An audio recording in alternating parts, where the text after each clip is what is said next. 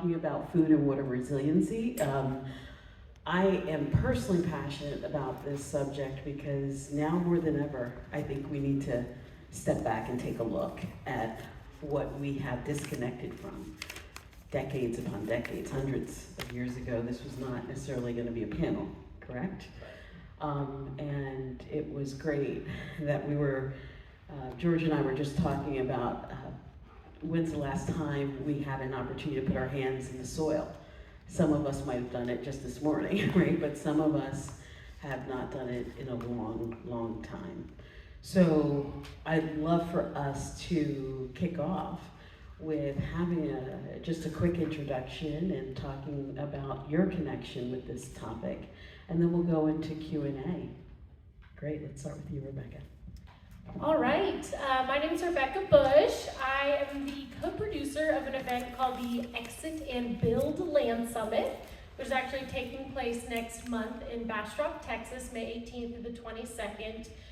My passion in life is, creating residential and commercial development centered around food production, resilient systems, producing as much energy on our own, at least, that we consume. And that comes in terms of rainwater catchment, solar panels, and having an ability to harvest and store that energy and really just get off the grid and be self-sufficient. And also aspiring to help people explore different ways and methods of permaculture and regenerative agriculture so that they can also grow their own food and reap the benefits of doing so. Beautiful, thank you. Hi, George Cummings, and honored to be here with this esteemed panel, and thank everybody for being here, because just by you showing up shows that you are all game changers too. So hopefully all of us can multiply and bring 10 people next time. I'm a global citizen. I kind of enjoy eating chemical-free food and enjoy water quality. So those are on a personal level very important to me. I'm also a biochemist, a bit of a technology geek. I opened a computer store in 1980, and that led to working in Australia for a while, and that led to diving on the Barrier Reef, and that started an ocean career passion. So my tech career thing put me here in Austin, Texas, and because I wanted technology to be for good, not for porno and gambling. I got with some other guys, and the three of us came up with South by Southwest Interactive. And so I've always tried my career to do technology for good things and to try to encourage those that are in the technology space to do good. So that's why I'm here today, kind of still in the same space, but it's now applying this to our ocean space, which of course food and water, a lot of it comes from there. So I'm honored to be here, and I'll cut it off there. Thank you. And I meant to say Chris earlier when we were talking about the soil. My name is Chris Webb. I'm co-founder and CEO of Canada Republic. We a company that started here in Texas. We're focused on helping every agricultural producer, farmer, landowner, land operator, into understanding what really matters. And for us, it's soil health. All of us in this room, we are here because of the fact that it rains and the fact that there is 6 or more inches worth of topsoil. Without those two things, there are no vegetarians, there are no carnivores. We are, maybe pescatarians at best. So, with that being said, we have a company that, we supply soil testing, water testing, we distribute organic soil amendments. We help you understand what your soil is like currently, what your water is like currently, whether it is well water, rainwater, city supplied water, how to best enact change. We like to focus on large scale commercial operations as well as small scale farmers and ranchers. I personally raise cattle for beef production, for breed stock production, pigs as well, chickens, eggs. My wife's got a garden half the size of this room. Helping other people understand the importance of knowing where your food comes from, what went into the production of that food, helping the average American food producer is in a system that has adopted the use of chemicals to a level that is no longer reasonable, right? So we're here, not to say there is no place in the world for chemical use or fertilizer use, but there is a responsible level that should be done. There are organic ways to help reduce the amount of synthetic nitrogen that is leached out of soil into waterways, right? I grew up here in Austin. I know how they drain the lakes, right? That is directly caused by people overusing fertilizer, right? If we can reduce fertilizer use by increasing organic matter in the soil, by increasing microbiology in the soil with domestic additives, that we are able to increase the nutrition of the vegetables we grow, of the forage that we grow for our livestock that they consume, and therefore what we consume. So thank you very much for your time for being here. That's amazing, Chris. Thank you so much. And I thought I want to do something a little bit different because we have a nice intimate panel up here, and sometimes it helps for the panelists to know who's in the audience. So I'm going to just ask you guys a couple questions. Who's living right now in rural America? Who's living? Okay, wonderful. Who's living in urban America? Okay, I would almost say half and half. Who's actually thinking about starting a permaculture community? Okay, Very this is cool. fantastic. Thank you. Was that helpful? Yeah. Great, great, great. So I would love for it. Do we have Sid? Okay, no, not yet. One of the things that's so key is to ground, I think, this conversation to begin. No. Okay. Lots of pun intended. It's good. But to ground this conversation in really setting the stage for what are the trends today that you guys are seeing, right? That I feel like you're incredibly positioned to share a lot of knowledge. So what are you seeing the trends in the various work that you're doing today? Well, after the pandemic kicked off, there was this like meme floating around the internet where this guy's like pointing at this map with all these lines and things. The tagline is me trying to convince my friends to buy a large plot of land and live in community and grow our own food and have a homeschool co-op for our kids. But I think it was like in that era, this new sense of urgency was felt by everyone globally of like we need to do things differently.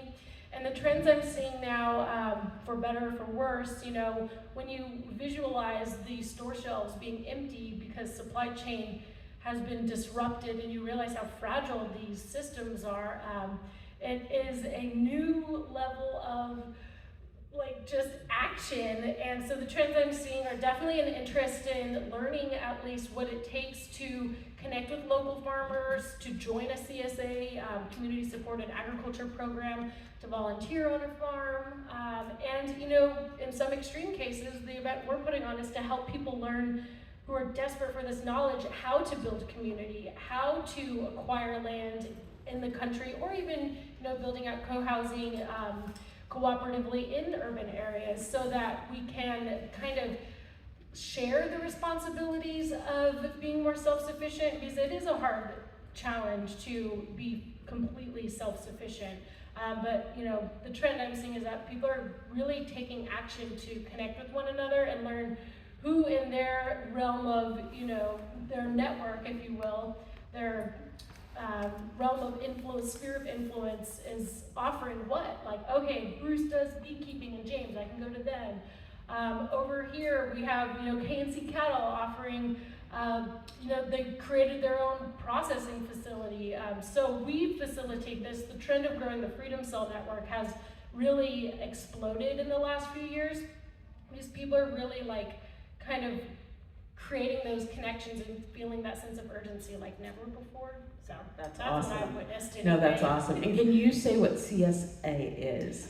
Yes, so many farms will offer something called a community supported agriculture program. It helps them to sustain the revenue for the farm. So if you join a CSA and you're supporting them for that season, you're buying that produce share or whatever it is they're offering in advance so that whether people come to their farm stand or whether it rains that day or whatever, they have the revenue that they need in order to plant, harvest, and, you know, pay all of the people who are working on that farm. So it's usually, like, depending on the farm, maybe $250 a month, and every week, you know, you might have something different depending on what they harvest that week. Awesome, thank you. George?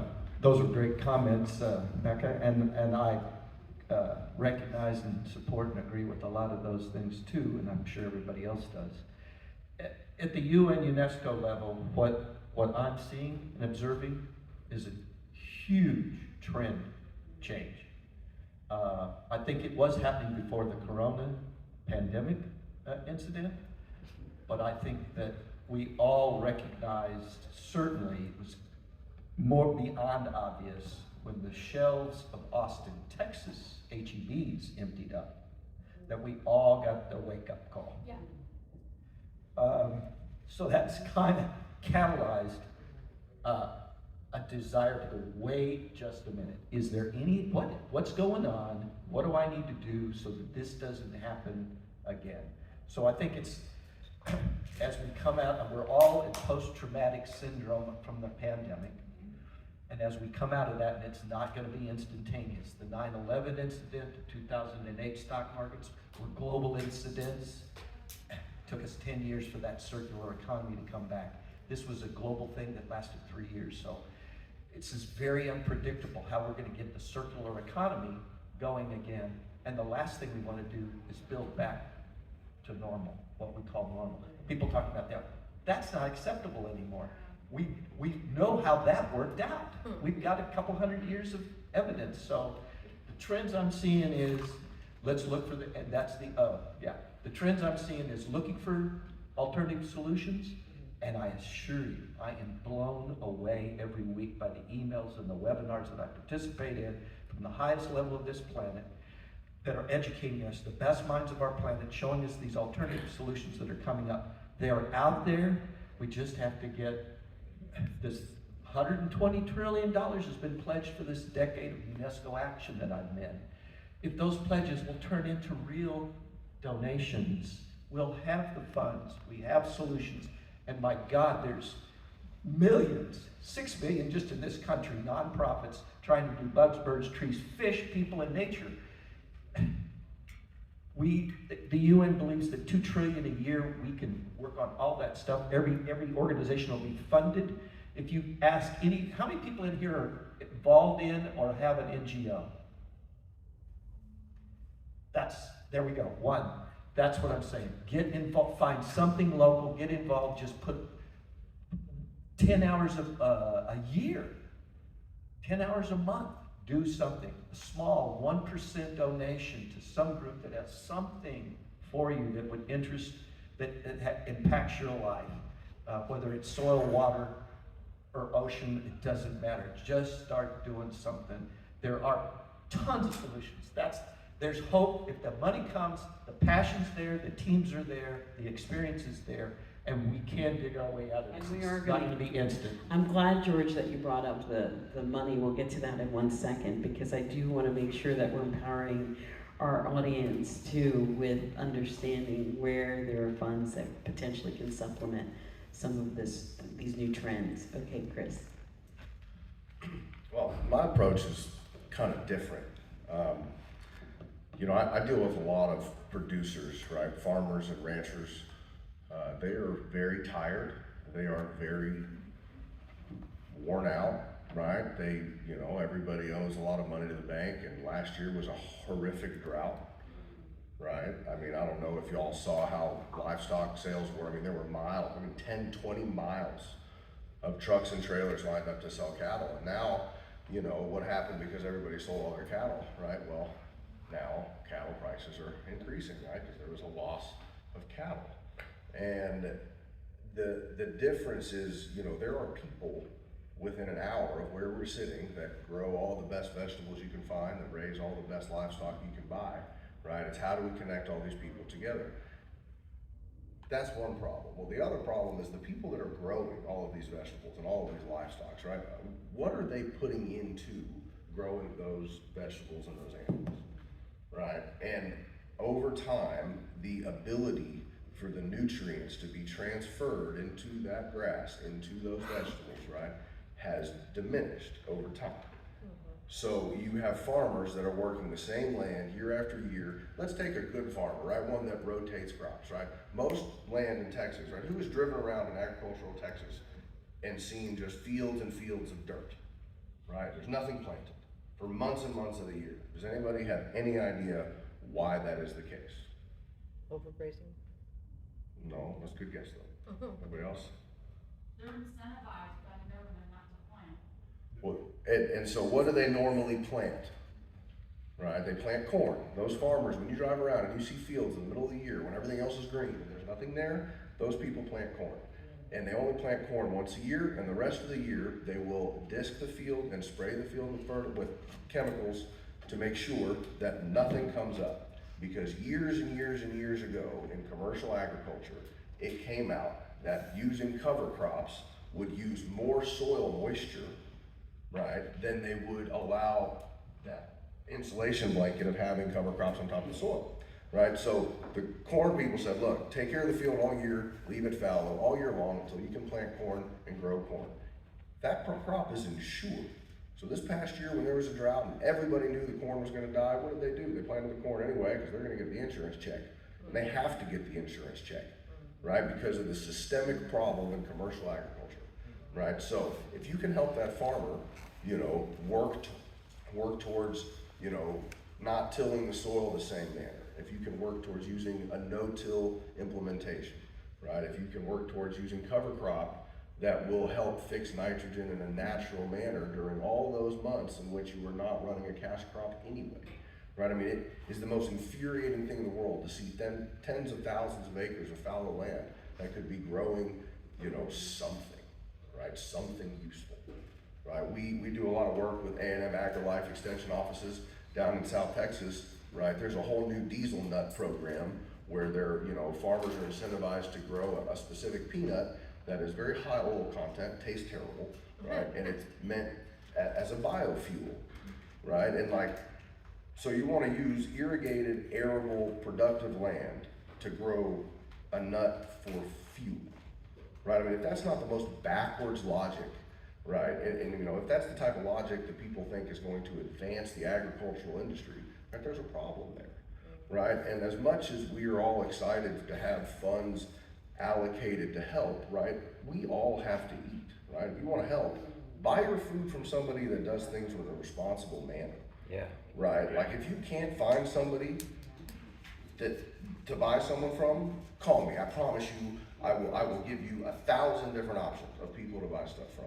It'll probably be cheaper, it'll definitely be better, and it will be healthy, right? So we literally start from the ground up, right? We provide soil samples, water samples, fecal samples, right? Because animals, depending on what they're fed, what's left over, right? You can figure where you've lost money, right?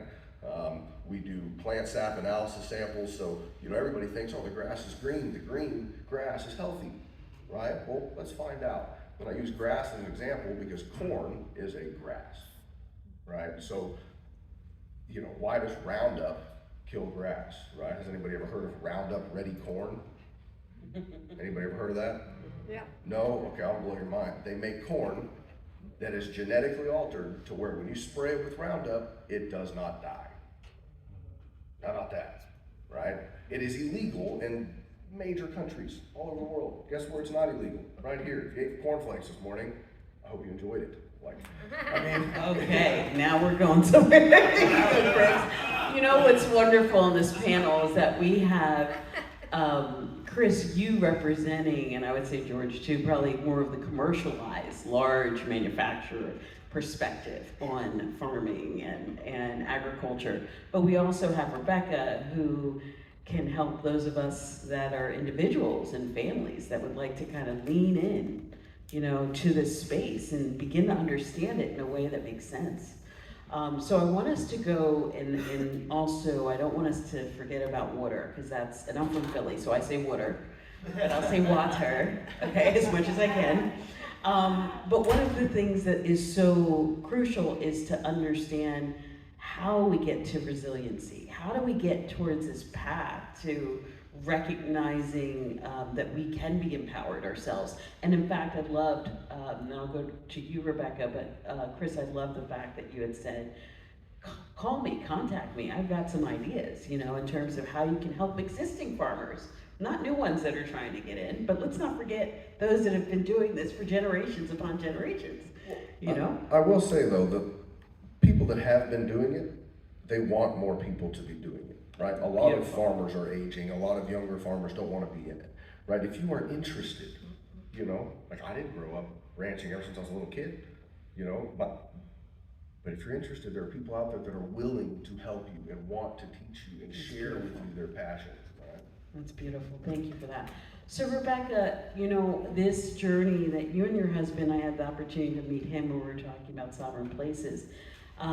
Let's talk about the pathway to getting into this space of creating food and water resiliency. What would be one of those first steps that individuals could take?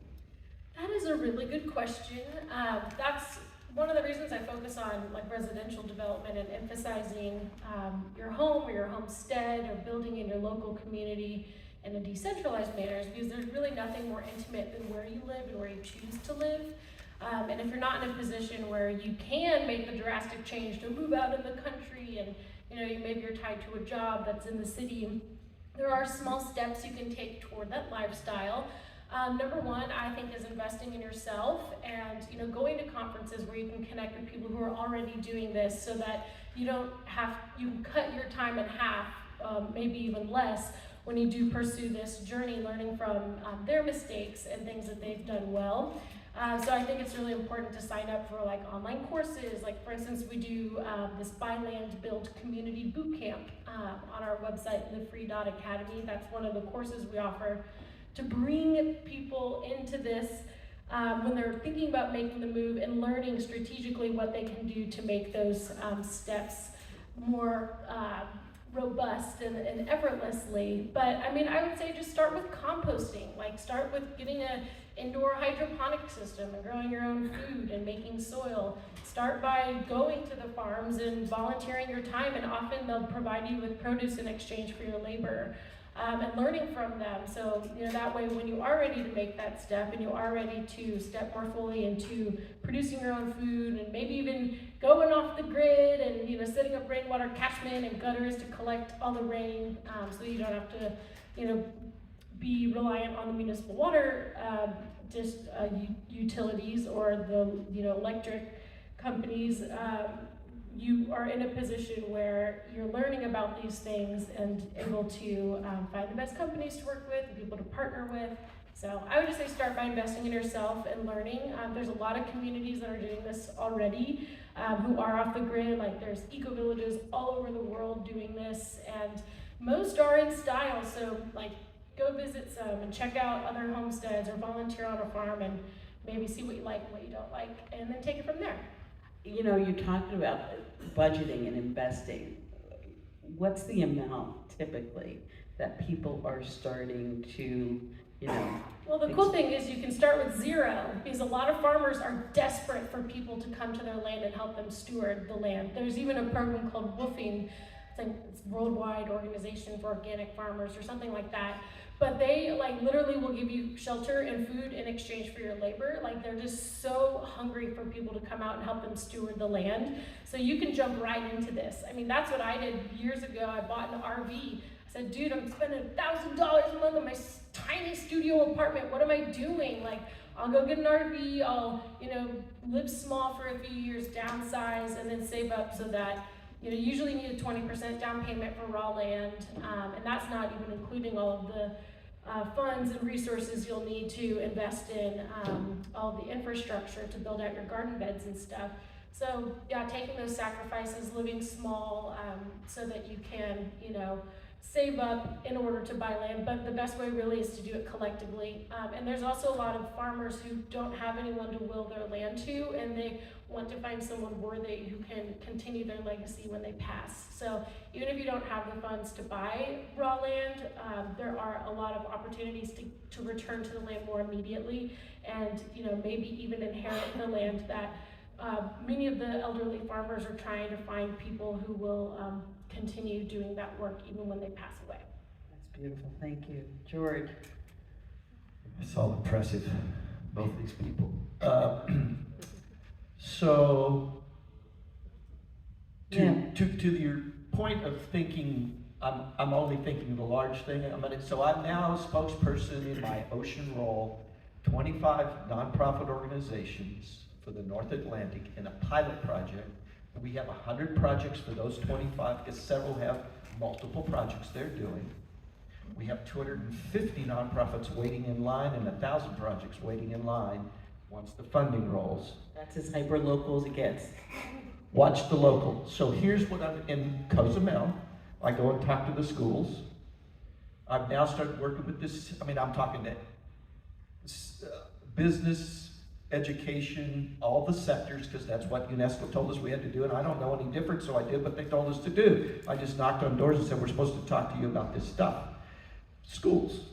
I found the schools had little gardens going on.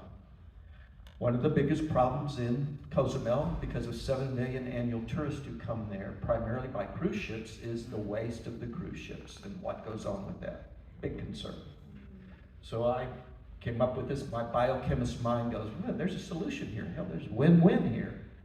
We're going to take the food from the cruise ships and start composting that at schools to expand their gardens. So now, and that food will go to the most needy families. But here's what I think. This is not a quick solution. That's a part of the problem is the stuff I'm working on is longer solutions. To going and talking to 6-year-olds and hoping that they'll be a good voter 10 years later if I talk to them every year. That's the kind of plan I'm on. That's the trajectory I'm on. So the same plan with these kids. I think we teach them how to garden from grade school to high school. When they get married, have a home and a family, I hope they have a garden in the backyard. So there's again, it's not a quick solution, but it's just one of the things they have farming. I could bore you all to tears with stuff. It's not boring, it's meaningful, and it matters. Yeah, there's all kinds of alternative solutions that are holistic things, tiny behavior changes, huge dramatic domino outcome of beneficial impacts come. So it's just an awareness thing. Again, I'm going to go back to thank God there's 20, 30 people here, because that could be 300 next year. And if we can do that, this 10 years of action, we'll look back and say, we did it. Thank you for that. Thank you very much for your work, George. Obviously water is very important.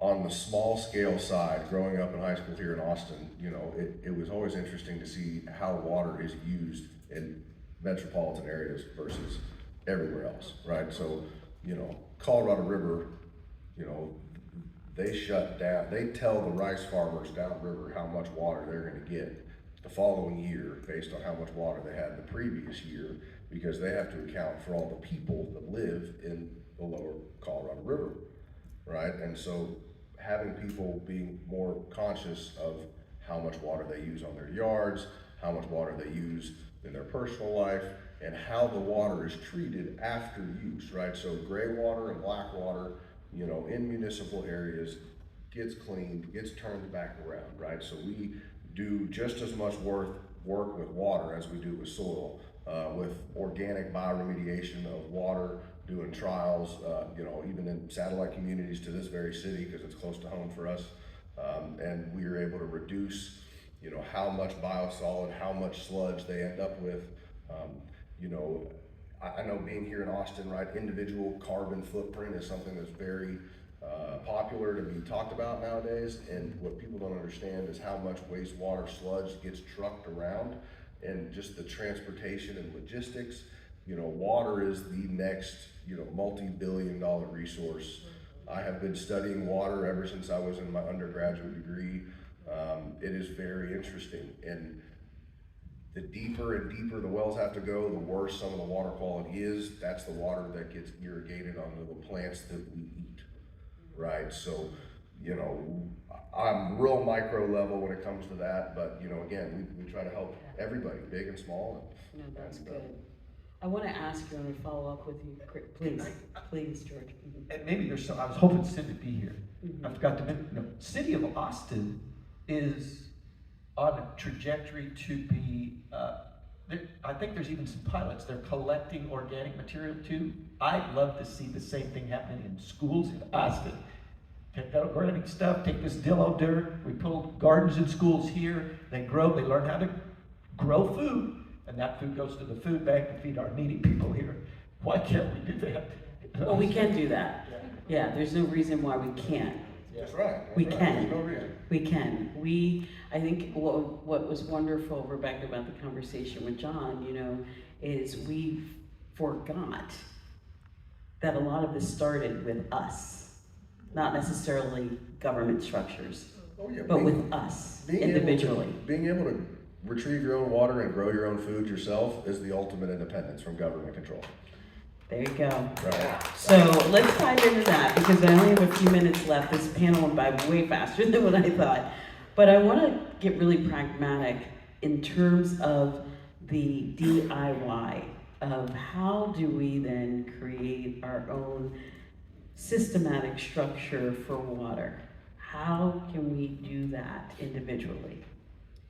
Yeah, that is a really good question. I don't know that I really have the answer to that other than before there were, centralized water treatment facilities and things and adding toxic things into the water like fluoride, like the whole, I think water is life. And before those centralized utilities existed, all of the villages and homes had rainwater catchment, or a well. So to me that's the most sensible way to return to kind of like harvesting your own and creating your own. And because of the way cities are built out now, it's just not very practical. But like if you go to Mexico and are visiting some of those, like even in Mexico City, they have the water tanks on top of the buildings. So for whatever reason, a lot of our stuff's underground and lead and things are corroding from the pipes into the water and making people sick. So it is something that's really important. But to me, I think rainwater catchment is something that we should really return back to. And I think that cities should immediately stop adding hydrofluorosilicic acid, a toxic byproduct of the fertilizer companies, into water supplies, disguising it as some ethical thing to help people with their oral hygiene. It couldn't be any further from the truth. So I think those would be good places to start. Great, thank you. Well, it's a complex challenge with lots of variables when we start talking about water quality. But I think we need to look at where are we using most of water, and quite frankly, it's in our bathroom. So there's some areas of, again, behaviors that we just need to start applying ourselves to be more conscious of. What plants do we decide to grow in our yards? Do we have to have carpet green grass and things like that? So there's just some things that we all need to start doing to make sure we're not contributing by using too much pesticides and fertilizers, even on our gardens. Certainly it's the big industrial farm things that are the bigger contributors, but 8 billion people doing the wrong stuff does add up. So our 330 million here in this country, we add up. If we aren't doing our part, either for the good or continue to do the stuff that's bad. So it's an awareness thing. There's plenty of alternatives out there. I think in Austin, most of us have got the low volume toilets and things like that, but it's just behaviors like that. And yeah, what do you choose to do with the water that you're paying for? And is there another way that you can, like she's saying, maybe everybody should have a small rain collection if it's just to water your plants in the yard and stuff like that. Would make a huge dent in the demand for the city, what they've got to do, which would ultimately turns into what you're having to pay for your water and all of that. But the main thing for me is that we're just not putting chemistry in water anymore, because it's really hard to get these persistent chemicals out of the water, and it's just adding up. We have a fixed volume of water on this planet. That's another just principle. It might be in the form of a cloud, it might be moisture in the soil, it might be ocean water, fresh water, but there's a fixed volume. And for a couple hundred years, our behaviors, we just kept putting, you can drink arsenic as a medicine in low volumes, but you put too much in there. This is the same scenario. We just kept titrating more and more persistent chemicals into our it's one drop of water. And we mucked it up. So we just got to change Something you it. said, George, is very powerful. It's the small steps. It's the small steps we can take, but we also have to be informed. Do you have a website that people can go to? Yeah, actually, one of the things I'm going to ask Trent to do, I have 2 lists. One from NOAA, one from UNESCO. 50 things, low, no cost, things we can do as individuals Right. to help us. Great. So I'm going to ask them to send those lists to Fantastic. everybody Thank that you. was registered. Thank you very Yeah, much. just Awesome. Because that's what people Yeah. need. Yep. Thank you very much, George. Chris. So, for every 1% in your soil, for every 1% in organic matter that you raise in your soil, you can withhold 25,000 gallons of water per acre in a rainfall. Right, so using organic matter, using compost, increasing the organic matter concentration in your soil is how we use less water, right? If you can hold it in the soil, like you were saying, right, it's all in the cycle. If you can add more stored in that soil, you can make it an extra week without rain, without your crops falling off or losing yield. It is very important. So anything we can do, we do have a website, it's CanadaRepublic.com. I've got a few cards, I'd be happy to answer any questions afterwards, and very much appreciate y'all's time and attention. Thank you. Yeah, we've got one last question as we wrap up. I think it's also important for folks to understand where the grants are, right?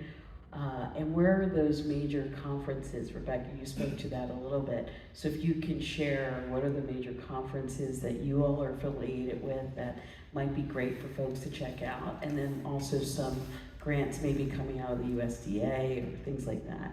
And anytime there's an acronym, please say what it is, because this is alphabet soup world in many ways. Okay. Okay, so when we wrap up, come see me because I have flyers for the exitandbuildlandsummit.com. That's how you can register for free. It's completely free to watch online. We do have a very costly, extravagant event in person at the Bastrop Convention Center, serving farm-to-table meals with fresh ingredients from local farms. So there are a ticket expense, of course, for in-person. But here's the flyers for that. It's one of the largest. That's the husband. That's the other half. Largest in-person homesteading. We have a whole half day dedicated to food production, the same topic. So I hope you all will join us. And we actually have a leading world-renowned permaculturist, Jeff Lawton, who's coming in to do the virtual keynote speech on Sunday. So hopefully everyone in here will at least sign up for that. You can always catch the replays. And my husband and I also helped to put on an event called thegreaterreset.org. So this is a 5-day event, also for free. We really do our best to make everything as accessible as possible for folks who can't come in person. So this event, we will be putting another one on in January 2024, but we have done this 4 other times before, and you can see all the videos. Derek Rose is also a part of that, Romero Romani, who are also here at this event. So there's a lot of great content. Each day has its own topic: electronic privacy, spirituality, permaculture and food independence. And so I think folks in the audience would be really interested in those events. So those are 2 that we put on. And I hope you guys will join our email list for Live Free Academy. It's livefree.academy. John sends out an email every day, and they're epic emails, often talking about topics pertaining to food resiliency and living a more self-sufficient life. Thank you, Rebecca. I may have mentioned this earlier. I kind of get foggy because I say the same thing to a lot of people, but on the funding side, it's how hard these groups, how much time groups spend. I went around and interviewed 100 managers of nonprofits saying, what's your, besides money, what's your biggest need? And they couldn't they couldn't answer that question without always coming back to money. How much time do you spend seeking money in your organization? How many, your members, how much of your time? All of them, 75 to 90% of their time chasing money. Yeah. The flip side of that means now they only have 10% or 25% of their time to do what they're Right. passion is. So at UNESCO, we've, by whatever method, convinced that thing, which it's not a funding organization exactly. It's more like it points you to funds. But we've convinced them that what we need to do is think more like in 10 years. Submit your budget for 10 years. Design your whole big budget dream. Now, when you get awarded, assuming you get awarded, you're not gonna get all of it, but you're gonna, every 90 days, you meet your milestones, you're gonna get the money. Think how that changes. If you knew your money was coming, you're not chasing it, you just gotta do your passion. Now, it's 75 to 90% of the time they're doing their passion for us. The impact, all the goodness that's happened by all these nonprofits that have scrimped, begged, maybe stole, however they were able to do all these wonderful things that we've all benefited from, has been on shoestring budgets. Imagine what happens when we flip that around. Right. We'll have all those benefits so much in 8, 9, 10 times more. So that's what I see is, so about funding, there's 2 or 3 little things that I subscribe to. One of them is Grant Station. If you really are needing money, pay they cost about $600 a year, and they just every month send you, it's more like every week. It's just they'll have regional, local, national, international grants, one after another. Blah, Can you blah, say blah. what that is for everyone? Grant Station. That's one of the ones. Grant I mean, Station. all you got to do is Google, grants, and you'll find these aggregators. I'm going to suggest get into that. They also have training programs. One of the big issues I'm trying to resolve is for my 25 NGOs. They all don't need a grant writer. We need 2, one male, one female. So we're SDG 5, and we need Top Gun grant writers. And we're going to teach our people how to write it. Here's your grant, write it, give it to our grant writers, they'll look at it, make some suggestions, give it back to you, rewrite it, give it back to one more time, submit. Right. So that's the plan I'm on of trying to help, and I project we do that after 8, 10, 12 times of them writing a grant with a Top Gun grant writer support. I think they're going to be better grant writers. Absolutely. Chris. That's how I'm trying to help people get money. Awesome, thank you. I would highly recommend your local A&M AgriLife Extension Office, your local USDA, right, your United States Department of Agriculture office. When you walk in the building, they are going to be happy, right? Nobody goes anymore. That's the truth. You go, they will be happy. They will hand you a stack of documents to read and places to go and get information. And if you are interested and you want to do it, they want to help you do it, right? I mean, I can't tell you how many people I meet that do it. Like, well, where do I start? I was like, with a shovel, like, not on a computer, right? And so, go to an office, talk to somebody in person. We can do that now. It's phenomenal. And enjoy, and like I said, we'd be happy to help. I mean, in your backyard is where everybody starts, and you'd be shocked at how much produce you could feed a 2-person family off of this pork. I mean, this right here. Out of every vegetable you need all spring, no question. So, I cannot thank you guys enough. You dropped some nuggets just within this short period of time. Thank you all for joining us. Thank you for being present. Such an important topic. All right, have a great rest of the conference. There are several significant challenges that we need to address regarding food and water resilience. One of the most pressing issues is climate change, which is causing extreme weather events and altering precipitation patterns, leading to droughts and floods that can threaten food and water security. Another significant challenge is the inefficient use of resources in the food system from farm to table. This includes food waste, inefficient irrigation, and the use of unsustainable farming practices that can deplete soil and water resources. To address these challenges, we need to adopt sustainable practices that promote resource conservation and efficiency, such as reducing food waste, investing in water conservation and management, and adopting regenerative farming practices. We also need to prioritize research and development of climate-resistant crops and technologies that can improve yields and reduce resource use. There is a growing focus on regenerative agriculture, which aims to improve soil health and biodiversity while reducing carbon emissions. Regenerative agriculture practices, such as cover cropping and crop rotation, can improve soil fertility, reduce